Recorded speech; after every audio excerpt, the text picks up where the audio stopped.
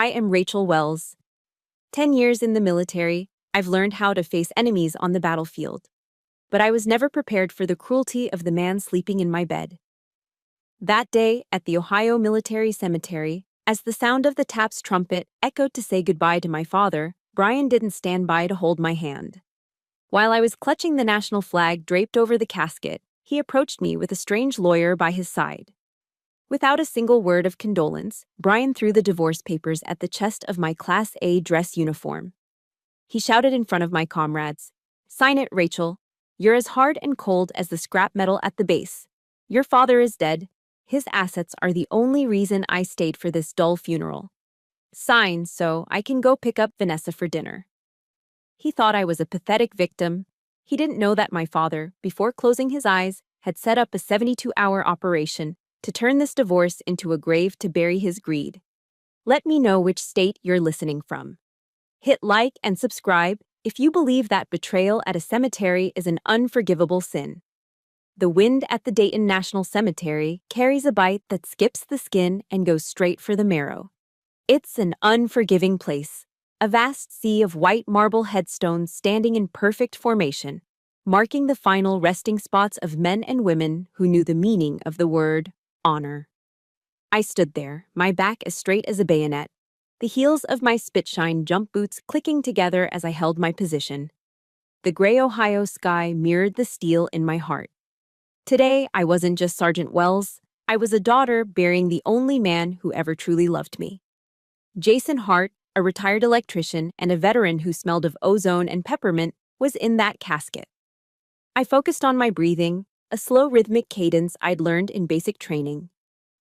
It was the only thing keeping the roar of grief from bursting out of my chest. The honor guard moved with silent, ghostly precision. They began the flag-folding ceremony, their white-gloved hands moving in a synchronized dance over the vibrant red, white, and blue. Each of the 13 folds felt like a heavy chapter of my life closing. The first fold was for the nights he spent teaching me how to wire a circuit board. The second was for the day he cried when I boarded the bus for Fort Jackson. The third was for the letters he sent to Iraq, always ending with the same line. "Keep your head down and your heart high, Rachel." I looked at the empty chair beside me. Brian wasn't there. He had promised to handle the logistics, to be my rock, to make sure the family guests were seated. Instead, the family row consisted of just me, surrounded by a wall of olive drab and blue uniforms. My brothers and sisters in arms who showed up when my own husband didn't. Then, just as the final, mournful note of taps faded into the rustling oak leaves, he appeared. Brian didn't come from the direction of the parking lot like a mourner. He stepped out from behind a large oak tree near the edge of the section, flanked by a man I recognized as Derek, a bottom-feeding divorce attorney known for his predatory tactics. Brian wasn't wearing black. He wore a navy blue slim-fit suit, looking every bit the failed real estate mogul he was, his hair perfectly gelled despite the somber occasion. He didn't even look at the casket. He didn't offer a nod to the fallen. He walked straight toward me, cutting through the formation of soldiers like they were nothing but statues. "Hey, Rachel, let's wrap up this little sob story, shall we?" His voice cut through the sacred silence like a jagged piece of glass. The soldiers around me stiffened. My commanding officer, Captain Miller, narrowed his eyes, his hand instinctively twitching toward his belt. I raised my hand slightly, a silent order for them to stand down. This was my fight. Brian reached into his leather portfolio and pulled out a stack of crisp white papers. He held them out, contrasting sharply with the folded flag I was now clutching against my medals. "I'm done, Rachel. I'm tired of being married to a walking, talking G.I. Joe. I can't stand the smell of gun oil on your skin or that ridiculous, yes, drill sergeant attitude you bring into the bedroom. It's over." He stepped closer, his voice dropping to a hiss, though loud enough for the front row to hear. "Sign these papers, now. Your old man is gone, and according to the laws of this state, I'm entitled to half of those 12 rental properties he's been hoarding. I've been stuck in this miserable marriage for years, waiting for this moment. Sign the papers so I can go take Vanessa to a real dinner. She's waiting in the car, and frankly, she's much easier on the eyes than a woman who spends her life in combat boots." I looked past him. There, idling near the cemetery gate, was my BMW. The one I had spent 3 years of combat pay to lease. Vanessa was leaning against the passenger door, reapplying her lip gloss while staring at her reflection in the window. She didn't have the decency to even look ashamed. "You're doing this here?" I asked, my voice a low, dangerous rumble. "At his funeral?" "Don't act all high and mighty," Brian sneered, leaning into my personal space. "You're cold, Rachel. You're a robot, just like your father was, a pathetic, lonely electrician who died in a dusty house. If you don't sign these right now, I'm filing a formal complaint with your unit. I'll tell them you're hiding marital assets. I'll make sure your precious security clearance is shredded before the sun sets." I looked down at the papers. I looked at the man I had once thought was my partner. Then I looked at my hands, the calluses, the faint scar from a shrapnel graze, the dirt under my nails from the morning's final preparations. I felt a strange, icy calm settle over me. It was the feeling you get right before the breach, when the world slows down and the mission is the only thing that exists. I took the pen from Derek's hand. With a hand that didn't tremble even a millimeter, I scribbled my signature on the line. Brian let out a sharp, triumphant laugh. He snatched the papers back, kissed them, and tucked them into his portfolio like he'd just won the lottery. "Good girl, see? I knew you'd be reasonable. Have fun with your memories and your scrap metal, Sergeant. I've got a life to start." He turned on his heel and walked away, his laughter echoing against the silent graves. As he walked away, Sergeant Miller, my father's oldest friend and fellow veteran, stepped forward from the shadows. He didn't offer me a tissue. He didn't offer a hug. Instead, he pressed a small weathered envelope into my palm. "Rachel," Miller whispered, his voice gravelly and firm. "Your father told me to give you this the moment he signed those papers. He said to tell you, the 72-hour clock is ticking. Meet me at Pete's Diner in 20 minutes. It's time to show that parasite what happens when you declare war on a heart." A cold electric shiver ran down my spine. The pain didn't vanish, but it suddenly had a purpose. Brian thought he had just won my father's legacy. He had no idea he had just signed his own death warrant. The bell above the door at Pete's Breakfast Corner gave a lonely jingle as I stepped inside. The air was thick with the comforting, greasy scent of industrial-strength bacon and coffee that had been sitting on the burner a little too long. I slid into the corner booth. The red vinyl was cracked and held together with duct tape, exactly where Dad always sat. Outside, the Ohio wind was still howling, but in here, the world felt frozen in time. I stared at the scarred wooden table, my fingers tracing a deep groove in the surface. I ordered a black coffee, the bottomless cup that costs $2 and tastes like battery acid. But it was what Dad drank. As the waitress poured, the steam rose up. And for a second, I wasn't in Dayton anymore. I was back in the barracks at Fort Bragg 2 winters ago. Back then, I was a fool blinded by a wedding ring. Every month, like clockwork, I'd look at my pay stub. Between my base pay and my housing allowance, I was pulling in decent money. But I never saw it. I kept exactly $200 for myself, just enough for toiletries and the occasional cheap meal. The rest, over $3,000 every single month, went straight into our joint account. I told myself I was building a future. I ate MREs, those brown plastic bags of dehydrated beef stew and crackers, just to save a few extra bucks, while Brian was back home, building his real estate empire. He'd call me at night, but he never asked how the rucksack march went or how my shins were holding up under 40 pounds of gear. No, he'd spend 40 minutes talking about the new Calvin Klein slim-fit suits he just bought. "It's an investment, Rachel," he'd say, his voice smooth as silk. I have to look the part to land the big fish. I was eating lukewarm army rations in a humid tent while he was out for steak dinners, playing the part of a high roller on my combat pay. I was nurturing a parasite, and I called it being a supportive wife. The truth didn't hit me until I came home on a surprise 4-day pass. I walked into our house expecting a quiet reunion. Instead, I found a house full of strangers and the smell of expensive bourbon.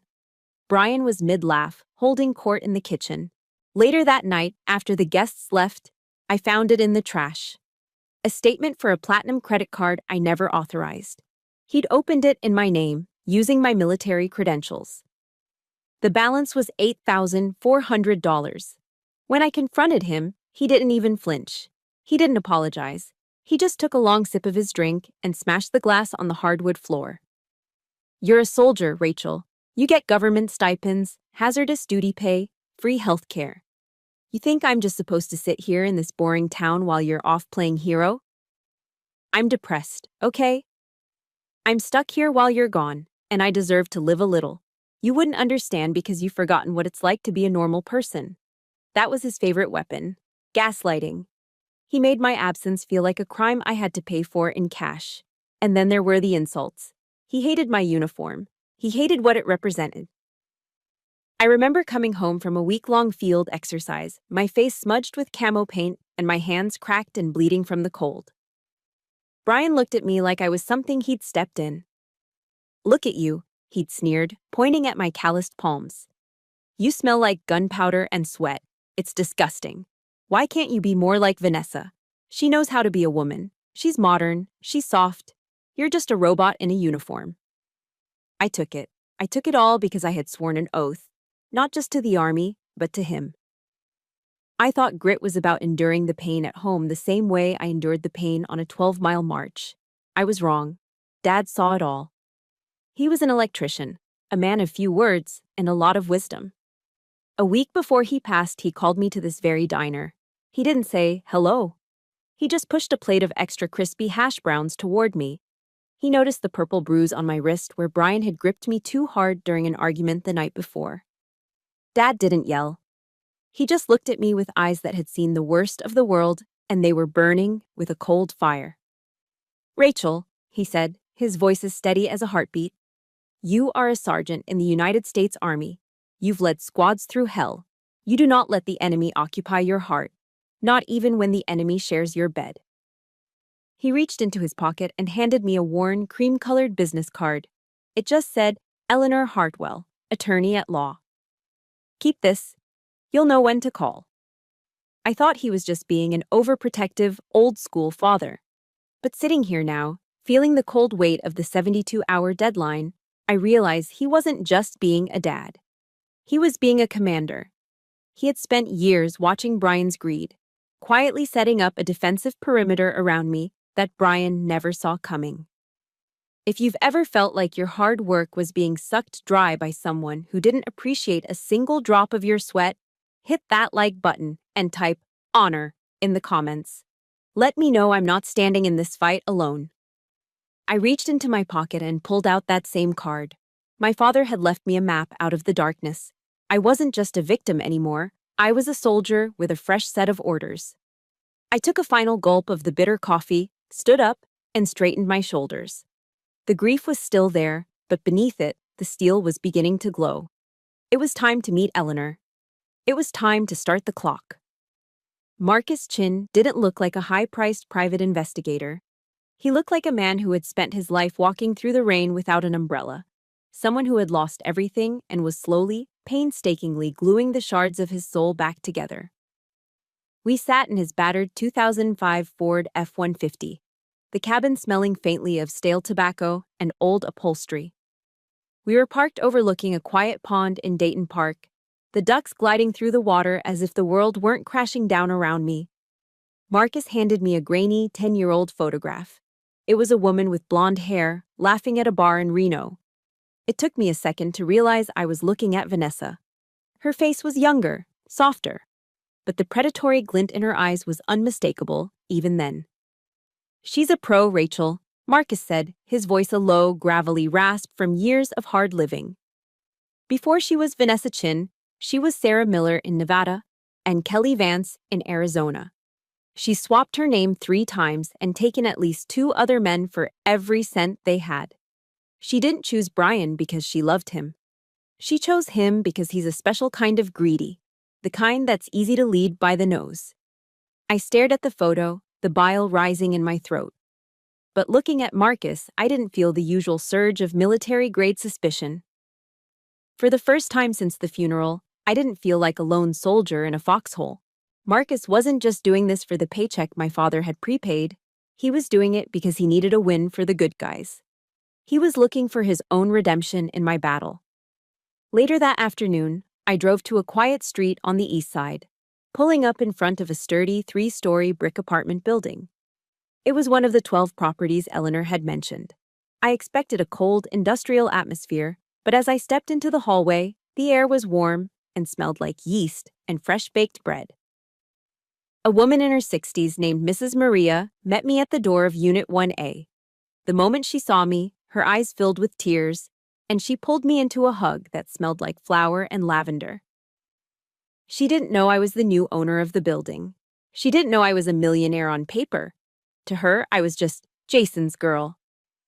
"Your father was an angel, Rachel," she whispered, ushering me into her small but immaculate kitchen. She pushed a plate of buttery, golden brown toast toward me, real sourdough, perfectly toasted. "When my son lost his job at the plant last winter, I didn't know how we'd keep the lights on.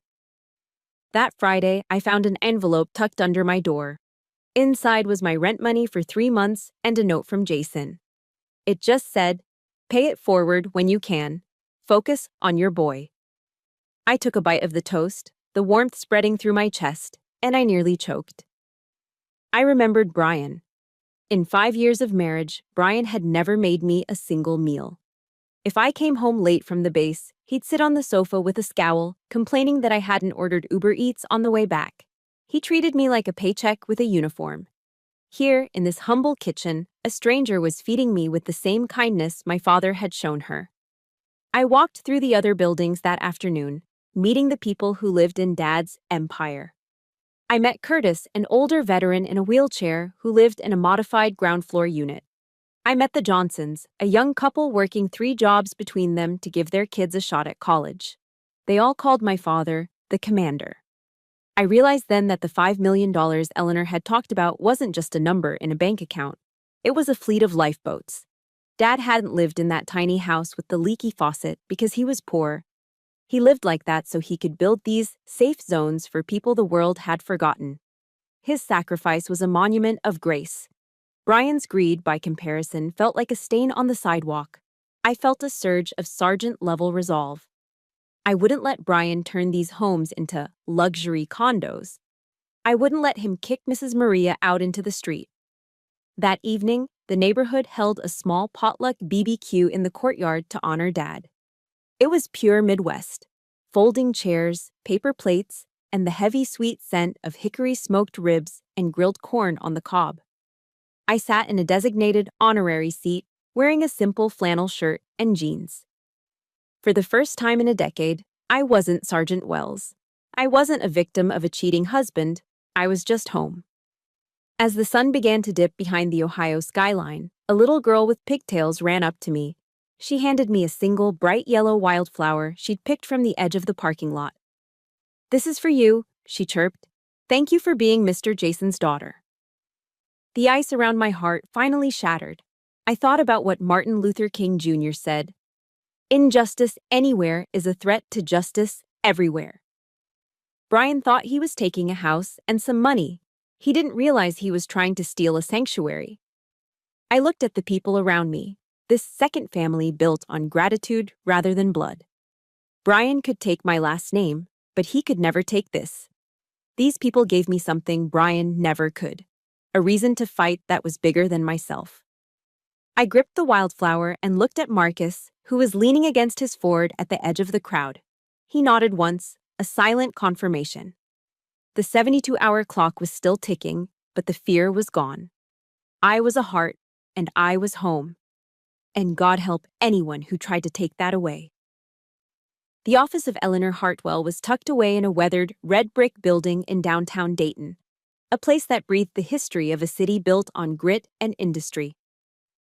I climbed the creaking mahogany stairs, my hand still clutching the business card Dad had given me. When I stepped inside, the air smelled of old parchment and expensive tobacco. Eleanor sat behind a massive oak desk, a woman in her late 70s with white hair pulled into a tight bun and eyes as sharp as a desert hawk's. She didn't offer a hug or a platitude. She just pushed a thick, black leather-bound folder across the desk. "Welcome, Sergeant Wells," she said, her voice a resonant alto that commanded respect. Your father, Jason, has been paying my retainer for 10 years just to prepare for this exact day. He knew Brian was a snake, and he spent a decade waiting for that snake to show its fangs. I opened the folder, and for a moment, the world stopped spinning. I had to grip the edge of the desk to keep from sliding off the chair. My father, the man who spent 40 years crawling through attics and fixing faulty wiring, the man who lived in a house with peeling paint and drove a rusted-out truck, was a millionaire. He owned 12 commercial and residential properties across the Montgomery County area. The bottom line on the summary sheet was staggering: $5,200,000. Eleanor leaned forward, her gaze intensifying. Jason was a genius of the blue-collar world, Rachel. He bought distressed properties, fixed them himself, and provided affordable housing for the people this city tried to toss aside. But here is the most important part.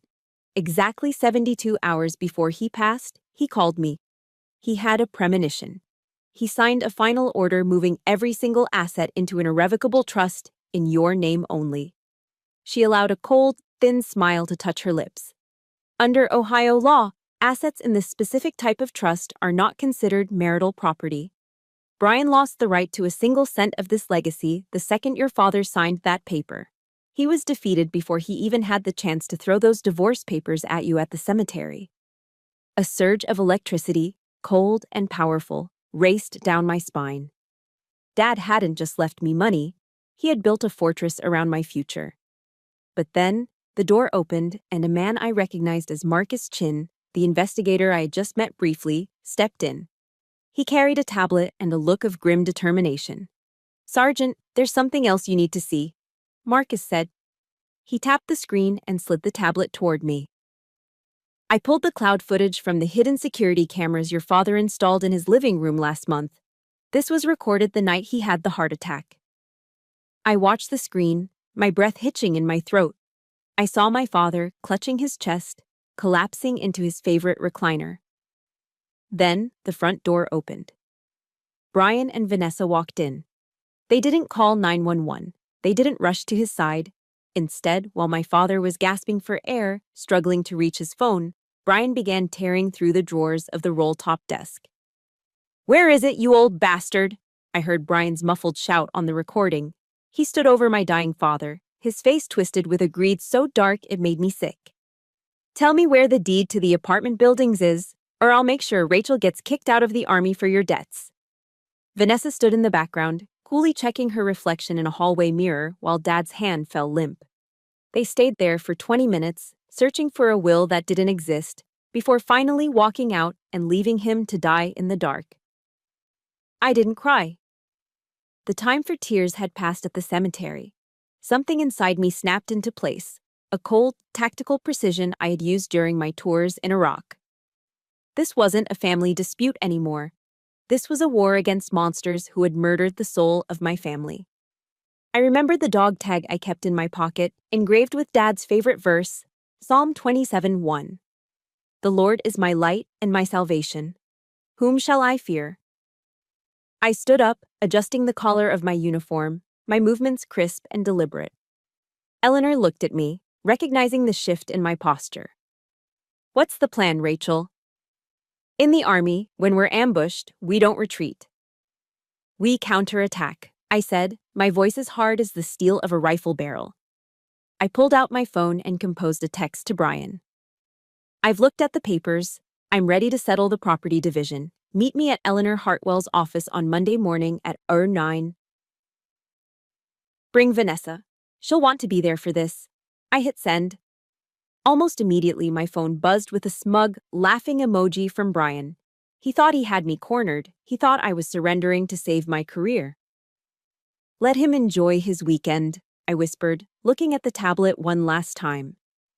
Operation Dawn officially begins now. By Monday afternoon, Brian and Vanessa won't just be out of my life. They'll be wishing they never stepped foot in Ohio. I walked out of the office, the weight of the $5 million feeling like a loaded weapon in my hand.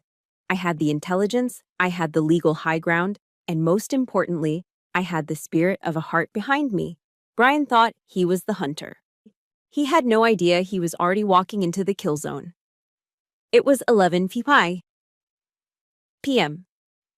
The barracks were blanketed in an uneasy silence, broken only by the hum of the industrial HVAC system and the distant, rhythmic footsteps of the night watch. I was sitting on the edge of my bunk, staring at my father's dog tags, when my phone vibrated. The screen illuminated the dark room with a name that made my stomach churn. Brian. I picked up on the third ring.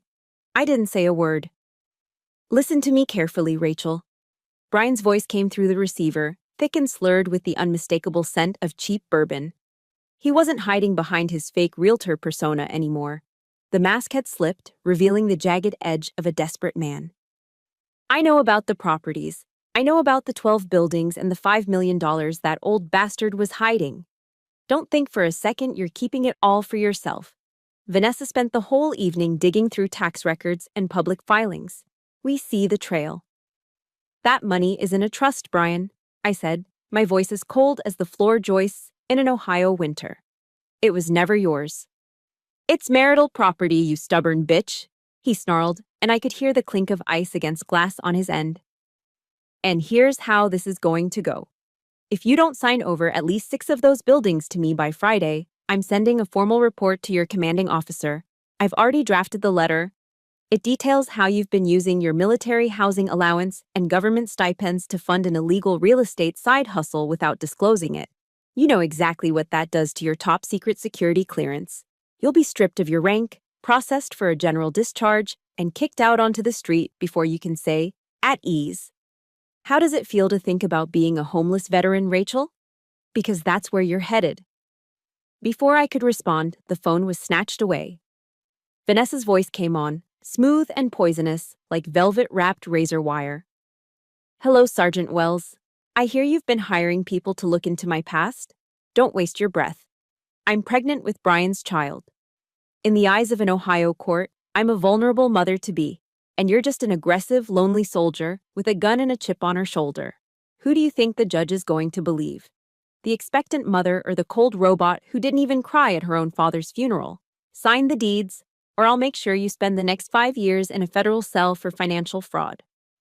I heard Brian's muffled, cruel laughter in the background.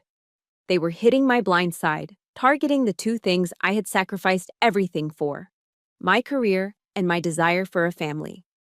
My heart was hammered against my ribs, but I kept my breathing steady. I hung up without giving them the satisfaction of a plea. The next morning, the nightmare took shape. At 08 Maui, I was summoned to the headquarters building.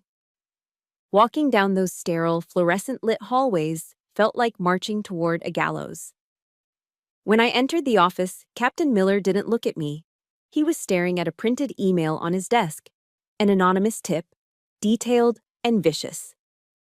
Sergeant Wells, he began, his voice heavy with disappointment. I've received a serious allegation regarding your financial conduct and undisclosed assets. 10 years of exemplary service, Rachel. Medals for valor, a spotless jacket. And now this? Until the JAG officers and the security office complete their review, your clearance is suspended. You are restricted to the base. If these allegations are true, your career is over. I stood at attention, my thumbs lined up with the seams of my trousers, staring at a point on the wall behind him. The shame was a physical weight, a burning heat in my throat. Brian didn't just want the money. He wanted to strip me of my identity. He wanted to see me crawl. I walked out of the HQ building an hour later, my hands clenched so tight that my fingernails drew blood from my palms. I felt the eyes of my peers on me. The whispers had already started. I reached into my pocket and pulled out my phone. My thumb hovered over the screen. I knew the rules of engagement. In the Army, we have a saying: never interrupt your enemy when they are making a mistake. I typed a short message to Brian. I can't lose my clearance, it's all I have. Monday morning, 09. At Eleanor's office. I'll bring the transfer deeds. Just please, don't send anything else to my CO. His reply came back within seconds. A simple thumbs-up emoji followed by, smart girl. See you Monday, Sergeant. I slipped the phone back into my pocket. A cold, lethal calm settled over me, the kind of stillness that comes before a sniper pulls the trigger. Brian thought he had broken me. He thought the lonely soldier had finally surrendered. He didn't realize that by threatening my honor, he had authorized me to use every weapon in my arsenal. The 72-hour clock was still ticking, and the trap was finally set. I was standing in the middle of the Walmart parking lot on a muggy Saturday morning, the kind of place where half of Dayton comes to stock up on cheap coffee and motor oil. I had just finished loading a few crates of water into the bed of my father's rusted 1998 Ford F-150. My decoy text from the night before had worked perfectly. Brian and Vanessa were so blinded by their own greed that they couldn't wait until Monday. They wanted to corner me while they thought I was weak, still reeling from the sudden investigation at the base. The screech of tires announced their arrival. Brian's silver BMW, the one my combat pay was still paying for, slid into the space behind my truck, effectively blocking me in. Brian stepped out, looking smug in his designer sunglasses, followed by Vanessa, who was wearing a tight floral dress that barely hid her fake silicone baby bump. Brian walked right up to the front of Dad's truck and slammed his hand down on the hood. The sound of metal on metal echoed across the asphalt. "Look at this piece of junk, Rachel," he barked, loud enough to draw the attention of a group of veterans wearing VFW hats nearby. "This rust bucket is a perfect metaphor for your old man.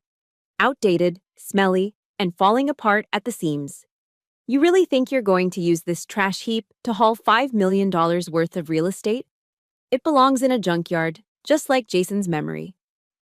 I stood perfectly still, my hands resting on the tailgate. I was in my Class A uniform, having just come from a morning briefing where I had to defend my honor against his lies.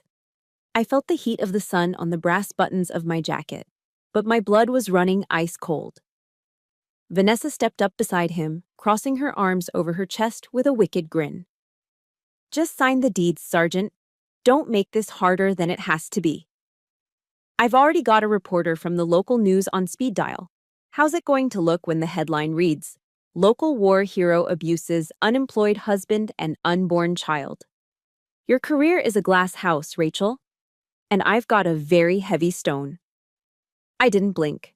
I didn't move. Brian took my silence for surrender. He stepped into my personal space, his breath smelling of stale coffee and arrogance. He looked down at my spit-shined jump boots, then slowly, deliberately, he gathered his spit and hurled it onto the pavement right next to my toe.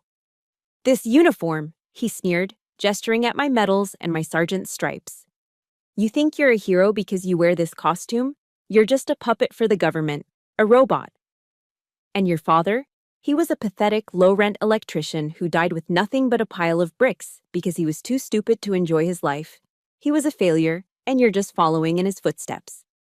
The mention of my father being a failure was the spark hitting the powder keg. 10 years of military discipline held my hands steady. But the Rachel who had loved this man died right there on that asphalt. This wasn't a divorce anymore. This was a tactical elimination. "That's enough," I said. My voice wasn't loud, but it had the resonance of a closing cell door. Brian blinked, his smirk faltering for a split second. "What did you say?" I stepped forward, closing the gap until our chests almost touched. I was taller than him, and in my boots, I towered over his insecurity. "You can insult me all you want, Brian. I've been yelled at by bigger men than you since I was 18. But you just committed a fatal error. You touched my father's name, and you insulted this uniform." I reached into the pocket of my slacks and pulled out my smartphone, the screen glowing. I showed him the active recording app. "I've been recording since the moment your tires screeched. Every threat, every mention of the properties, and every word of your extortion attempt is right here. And because we're in public, in a one-party consent state like Ohio, it's all admissible." Vanessa's face went pale. The expectant mother act vanished as she lunged forward to grab the phone. "Give me that!" I didn't even have to try. I pivoted on my heel, a standard defensive maneuver, and gave her a firm, one-handed shove. It sent her stumbling back until she crashed into a line of abandoned shopping carts with a loud metallic clatter. People started pulling out their own phones, filming the scene. I looked Brian dead in the eye. For the first time, I saw the flicker of genuine fear in his pupils. You want a financial war? Fine. But you forgot one thing. I'm a logistics sergeant. I know exactly how to cut off an enemy supply chain. If you have ever had a person in your life who mistook your silence for weakness and tried to tear down everything you worked for, hit that like button right now. Type "stand tall" in the comments to show Brian and Vanessa that they picked the wrong soldier to mess with. I didn't wait for a reply. I hopped into the cab of Dad's Ford and turned the key. The engine roared to life with a fierce, guttural rumble that drowned out Brian's frantic shouting. I backed out, forcing him to scramble out of the way, and drove toward the exit without looking back. I picked up my hands-free headset and dialed Eleanor. It's Rachel. Initiate Phase 2. I don't just want them broke, Eleanor. I want them buried under the weight of their own greed. I want every shred of their dignity gone by Monday morning. As I looked in the rearview mirror, I saw Brian standing alone in the parking lot. He thought he was the hunter. He had no idea I was about to dismantle his world, brick by brick. By Sunday morning, Eleanor Hartwell's office in downtown Dayton had been transformed into a tactical command center. The mahogany desk was buried under layers of bank statements, property deeds, and high-resolution surveillance photos. Maps of the 12 properties were pinned to the walls like target zones. I stood by the window, watching the rain blur the Ohio skyline, feeling a cold, professional focus settling over me. I wasn't just a grieving daughter anymore. I was a soldier, finalizing a mission brief. Marcus Chin walked in, tossing a thin manila folder onto the center of the table. He looked exhausted, his eyes bloodshot from a red-eye flight back from the West Coast, but he had a grim smile on his face. I found it, Rachel, Marcus said, his voice like gravel grinding together. I tracked her back to a small surgical center in Reno, Nevada. 5 years ago, after she pulled a similar stunt on a developer in Vegas, Vanessa had a 2-ball ligation. She's been medically sterile for half a decade. There is no baby. That bump she's been flaunting is a high-end medical-grade silicone prosthetic. She's been playing on your humanity to buy time for the heist. A wave of pure, visceral disgust washed over me. I've seen some terrible things in the service, but the idea of a woman using the sanctity of a child, a life that didn't even exist, as a weapon for extortion made my skin crawl. They weren't just trying to take my money, they were mocking the very concept of family. It gets worse, Eleanor added, sliding a stack of notarized loan applications toward me. While you were deployed, Brian used your power of attorney and your military-grade credit score to take out a series of predatory bridge loans totaling $200,000. He told the lenders it was for property renovations, but the money was funneled directly into a shell company controlled by Vanessa. Marcus traced the digital trail. They were planning to wire the entire sum to an offshore account in the Cayman Islands the moment you signed those transfer deeds on Monday morning. I looked at the numbers on the page. $200,000 of debt tied to my name, while Brian was using my combat pay to buy Vanessa's loyalty and her plastic surgeries. It was a calculated financial assassination. Every penny I had earned while dodging IEDs was being used to build my own coffin. They didn't just want to leave you, Rachel, Eleanor whispered. They wanted to leave you bankrupt, dishonored, and buried in litigation while they vanished into the sunset with your father's life work. Just then, the heavy oak door opened, and a woman with silver hair and a sharp, charcoal gray suit stepped in. I recognized her immediately from the photos on Dad's mantle. Amanda Pierce, a former federal prosecutor and one of my father's oldest friends from the neighborhood. She looked at me with a profound sense of respect, her eyes softening for only a second before turning back to steel. Sergeant Wells, Amanda said, her voice carrying the weight of the U.S. Department of Justice. Your father reached out to me months ago. He was worried, not just about the money, but about the criminal element Brian had brought into your home. We have seen enough. Between the identity theft, the wire fraud, and the conspiracy to commit grand larceny, this is no longer a civil divorce matter. This is a federal criminal investigation. I stood a little straighter. What do we do now, Amanda? We let them walk into the trap, she replied. We need them to walk into that room tomorrow and verbally confirm their demands.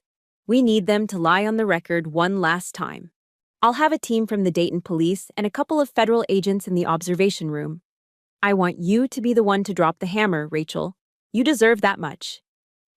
I nodded slowly. It felt like I was cleaning my service rifle before a major engagement.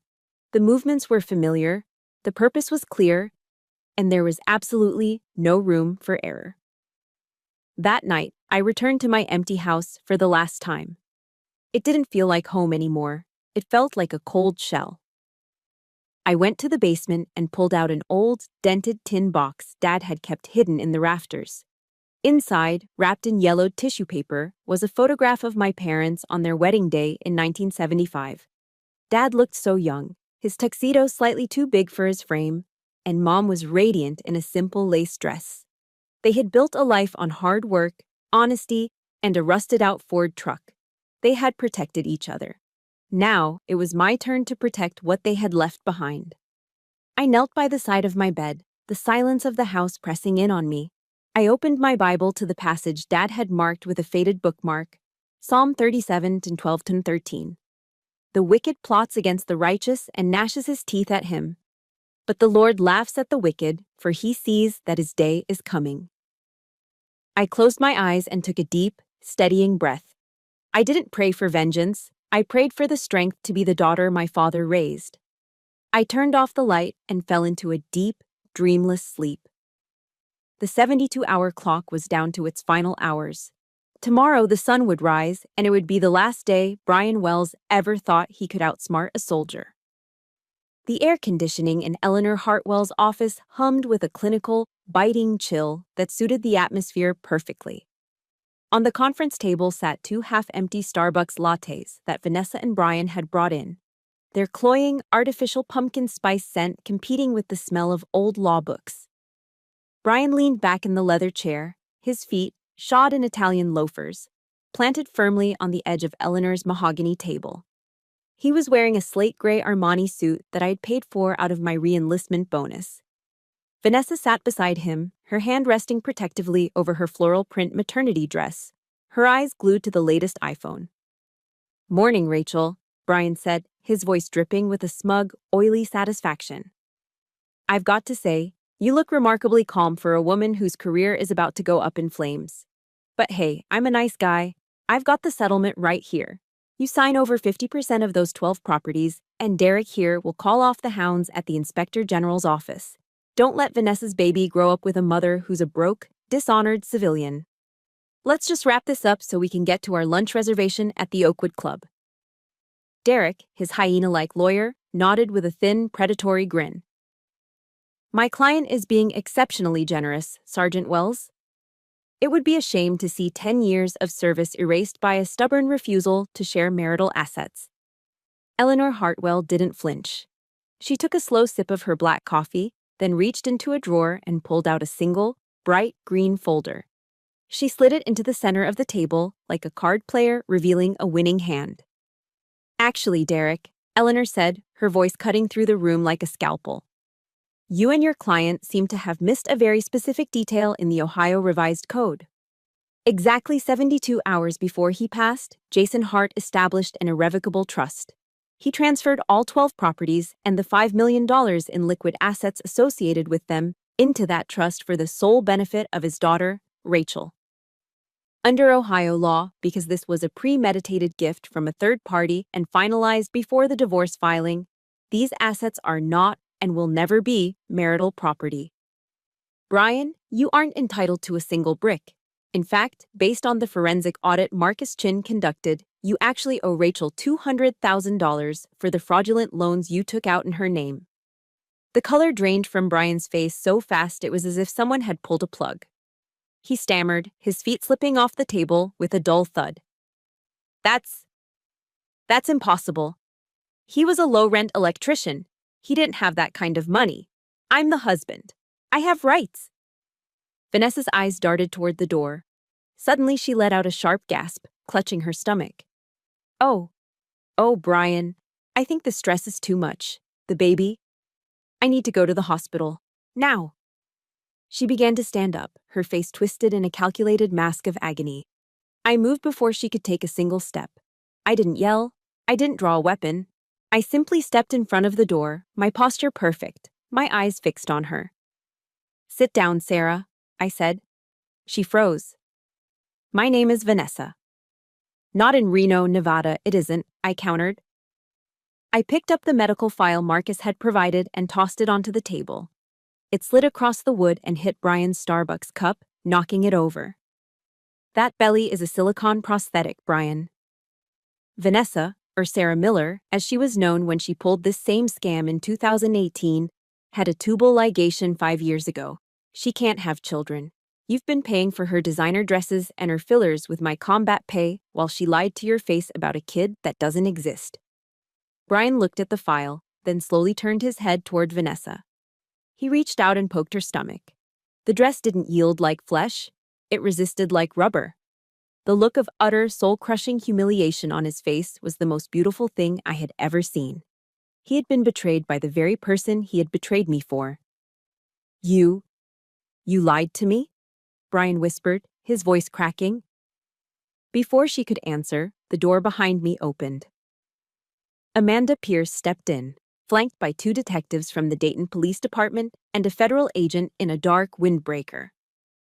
Brian Wells, Sarah Miller, also known as Vanessa Chin, Amanda said, her voice echoing with the authority of the law. You are both under arrest for conspiracy to commit wire fraud, identity theft, and federal extortion. You have the right to remain silent. Brian collapsed back into his chair, his eyes wide with a frantic, desperate pleading as the handcuffs ratcheted shut over his wrists. Rachel, please, tell them. She made me do it. She said we'd be rich. You can't let them take me. I looked at him, and I thought of my father's quiet house. I thought of the way he had died alone while this man searched for a checkbook. I thought of the verse in John. You will know the truth, and the truth will set you free. I'm already free, Brian, I said, my voice cold and final. You chose the wrong side at the cemetery. A soldier never shows mercy to a traitor. As the police led them out, the hallway was filled with the sudden, sharp wail of a siren from the street below. I turned to the window and watched them being loaded into the back of a cruiser. The weight of the last 3 days didn't just lift, it evaporated. I took a deep breath of the cold office air, and for the first time in years, it tasted like justice. The interrogation room at the Montgomery County Jail was a box of cinder blocks and fluorescent humming, smelling faintly of floor wax and stale anxiety. I stood in the darkened observation gallery, separated from the suspects by a thick pane of one-way glass. I wasn't there to testify. I was there to witness the final disintegration of the 2 people who had tried to bury me alive. It didn't take long for the vows they had shared to turn into poison. In room 1, Brian was a weeping, pathetic mess. He wasn't the slick realtor anymore. He was a terrified coward in a paper-thin orange jumpsuit. He was leaning across the table toward the detective, his voice high and frantic. It was all her, Vanessa, or Sarah, whatever her name is. She was the mastermind. Brian shrieked, his face blotchy with tears. I didn't want to hurt Jason, but she told me that if he died sooner, we wouldn't have to wait for the properties. She's the one who grabbed his nitro pills from the nightstand and hid them in the kitchen when he started clutching his chest. She told me to just keep searching the desk. I was just following her lead. Please, you have to tell Rachel I'm sorry. I was under a spell. I watched him through the glass, my heart as cold as a stone in a creek. He was willing to hand over his lover for a lighter sentence before the ink was even dry on his booking sheet. In the next room over, Vanessa was just as ruthless. She sat with her back straight, her fake pregnancy gone, her eyes hard and calculating. She was already naming every offshore account Brian had tried to hide, every military document he had forged, and every lie he had told to the bank. The passionate love they had displayed at the cemetery had been a business arrangement, and now that the company was bankrupt, they were tearing each other apart like starving hyenas over a scrap of bone. Brian requested to see me before he was processed for transfer. Amanda Pierce advised against it, but I needed to close this door personally. I walked into the visitor's booth, the heavy steel door clicking shut behind me. Brian sat behind the glass, looking small and withered. He had lost 10 pounds in 48 hours. Rachel, he gasped, pressing his palm against the glass. Thank God. Listen, I can make this right. When I get out, we can move to Florida. I'll work. I'll do anything. I know I messed up, but we're still family, right? You've always been the strong one. Please, talk to the prosecutor. Tell them I'm a victim too. I looked at him through the glass, my expression as flat as a desert horizon. I didn't see a husband. I didn't even see an enemy. I saw a ghost. Brian, I said, my voice steady and quiet, sounding like a formal military report. The boundary between us wasn't drawn with a pen. It was drawn with the blood of my father and the tears I shed while you were laughing at his grave. You don't owe me an apology. You owe the law a debt, and you're going to pay it in full. Don't ever say my name again. To you, Sergeant Rachel Wells doesn't exist. I stood up and walked out, leaving his desperate, muffled screams echoing against the steel walls. I didn't look back.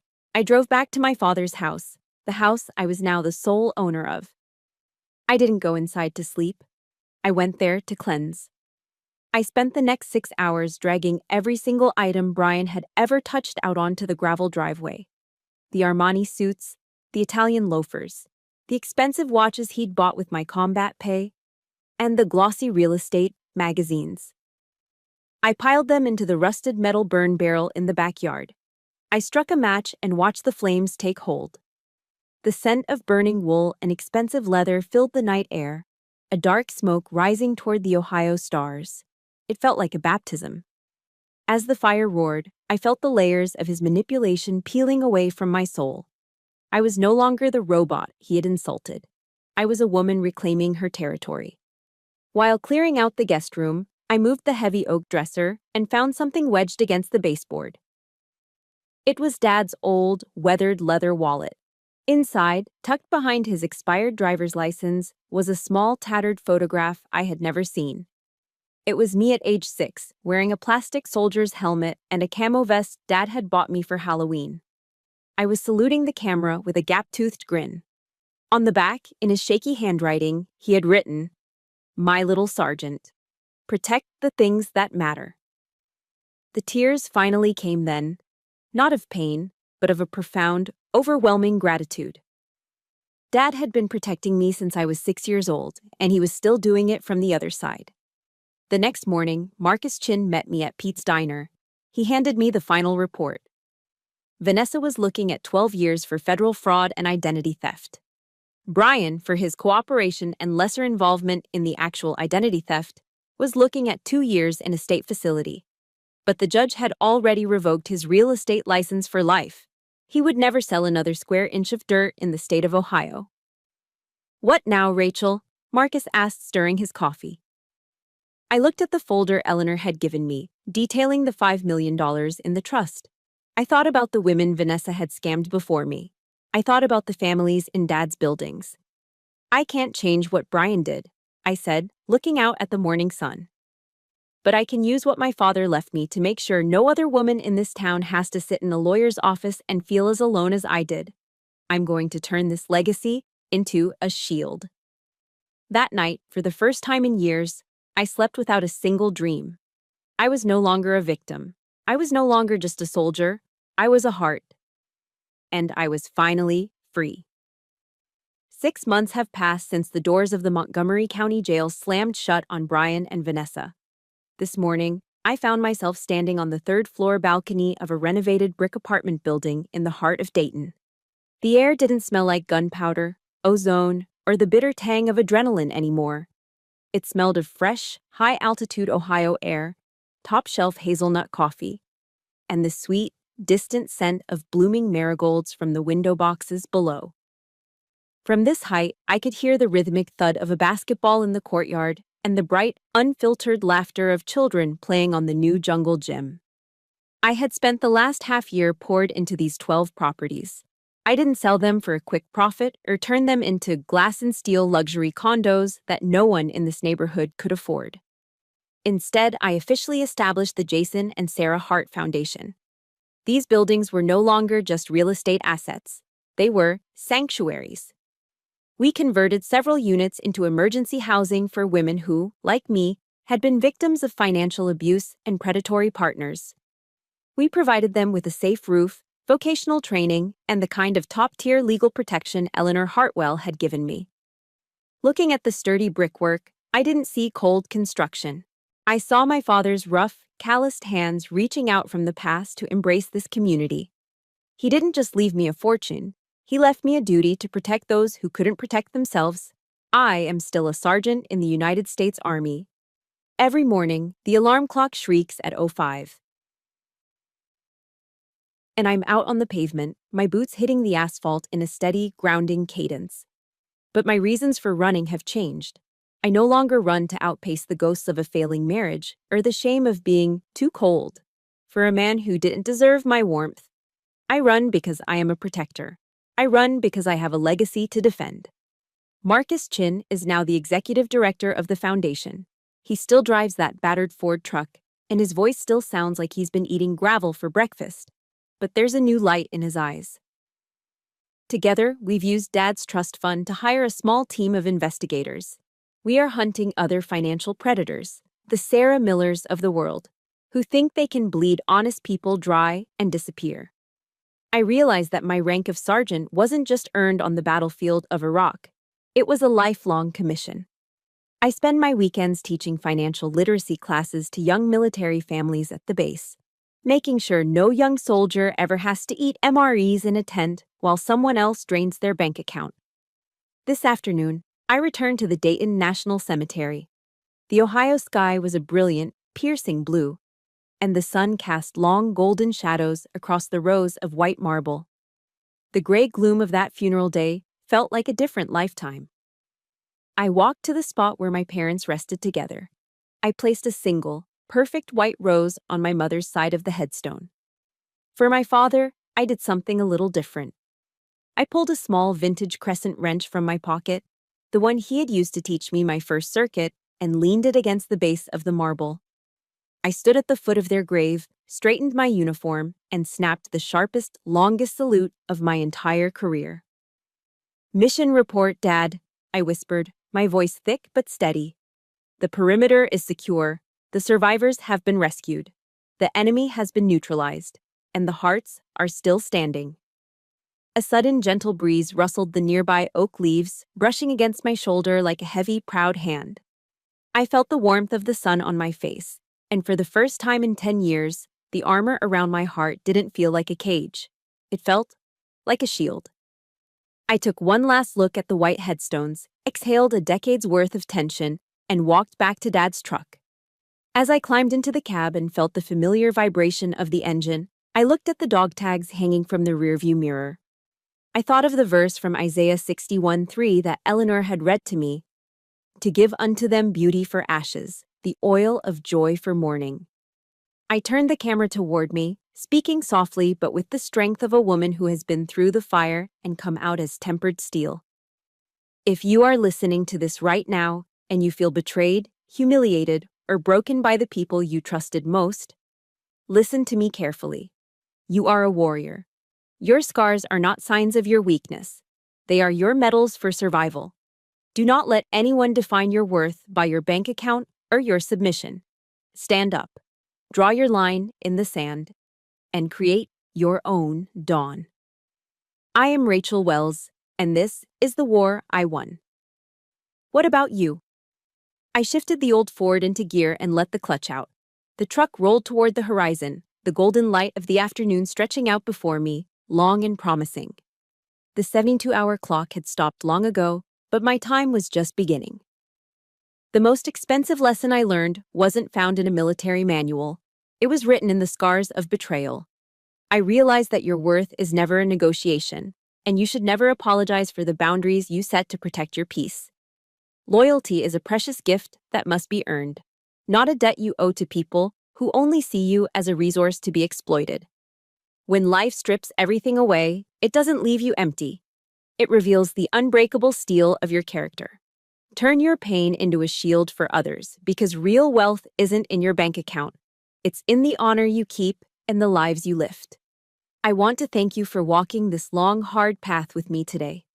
My story is just one of many, and I know there are warriors among you fighting your own silent battles right now. Does my journey resonate with what you've been through? I'd love to hear your thoughts. Tell me where you're listening from and share what standing tall means to you in the comments below. If you believe in justice and the power of the human spirit, please hit that like button and subscribe to the channel. Your support helps us share more stories of resilience and hope. Stay strong, keep your head high, and I'll see you in the next mission.